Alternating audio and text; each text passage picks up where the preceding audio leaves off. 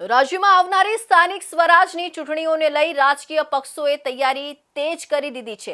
સુરત ખાતે આમ આદમી પાર્ટી દ્વારા ઉમેદવાર પસંદગી પ્રક્રિયાની શરૂઆત કરવામાં આવી છે।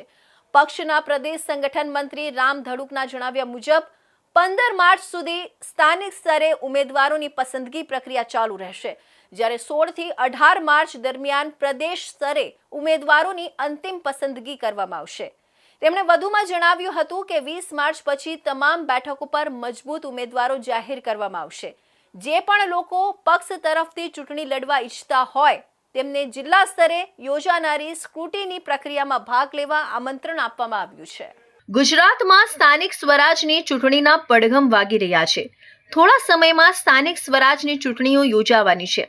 આ બાબતે આમ આદમી પાર્ટી સતત સંઘર્ષ કરીને આજે ગુજરાતની અંદર એક મજબૂત વિકલ્પ તરીકે ઉભરી આવી છે। આજે જ્યારે સ્થાનિક સ્વરાજની ચૂંટણીઓ આવી રહી છે ત્યારે પાર્ટી ગુજરાતની તમામ સીટો પર મજબૂતીથી ચૂંટણી લડવા જઈ રહી છે। આ બાબતે આમ આદમી પાર્ટીની ઉમેદવારોની પસંદગી પ્રક્રિયા ગત 10મી માર્ચથી શરૂ કરવામાં આવી છે। અમદાવાદ, સુરત, રાજકોટ, વડોદરા સહિત સમગ્ર ગુજરાતમાં મહાનગરપાલિકા અને જિલ્લા તથા તાલુકા પંચાયતની સીટો માટે ઉમેદવાર પસંદગીની પ્રક્રિયા હાથ ધરવામાં આવી હતી। સુરત ખાતે પણ આ પ્રક્રિયામાં દાવેદારોના ઇન્ટરવ્યૂ લેવામાં આવ્યા હતા। આ સમગ્ર પ્રક્રિયા ખૂબ જ પારદર્શક અને લોકશાહી પદ્ધતિથી કરવામાં આવી રહી છે, જેમાં પાર્ટીના કાર્યકરો, પદાધિકારીઓ અને સમર્થકોને પણ ભાગ લેવા તક મળી રહી છે। ગુજરાતના લોકો અને ગુજરાતના યુવાનો ભાજપના શાસનમાંથી મુક્તિ ઈચ્છે છે।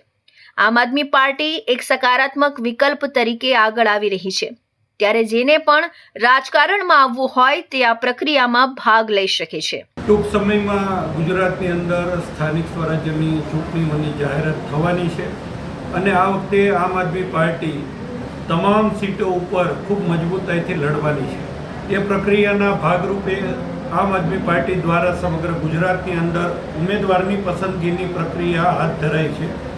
આજે અમે સુરતની અંદર પણ સુરતના મહાનગરપાલિકાના દરેક વોર્ડની અંદર ઉમેદવારની પસંદગી પ્રક્રિયા હાથ ધરી છે।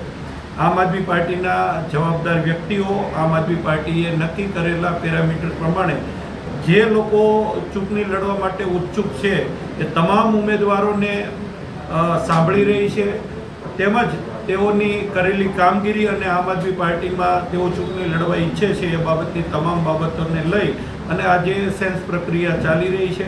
અને આ સેન્સ પ્રક્રિયાની અંદર પહેલીવાર અમે જોયું છે કે આ વખતે ખૂબ મોટી સંખ્યાની અંદર લોકો આમ આદમી પાર્ટીમાંથી ચૂંટણી લડવા માટે ઉત્સુક છે। તમે જોયું હશે કે સવારથી લઈ અને આમ આદમી પાર્ટી કાર્યાલય ઉપર ખૂબ મોટી સંખ્યાની અંદર દરેક ઉમેદવારો આમ આદમી પાર્ટીમાં ચૂંટણી લડવા માટેની પોતાની ઈચ્છાઓ વ્યક્ત કરી રહ્યા છે। ખૂબ જ મોટી સંખ્યામાં આમ આદમી પાર્ટીના કાર્યકરો અને હોદ્દેદારો ઉમેદવાર તરીકે દાવેદારી નોંધાવવા કિરણ ચોક ખાતે આવેલા આપ કાર્યાલય પહોંચ્યા હતા। આમ આદમી પાર્ટી પદાધિકારીઓમાં પ્રદેશ સંગઠન મંત્રી રામ ધડુક, પ્રદેશ મહામંત્રી રાકેશ હિરપરા, સુરત શહેર પ્રમુખ ધર્મેશ ભંડેરી, લોકસભા ઇન્ચાર્જ રજનીકાંત વાઘાણી, સુરત મનપા વિપક્ષ નેતા પાયલ સાકરિયા સહિતના આગેવાનો હાજર રહ્યા હતા।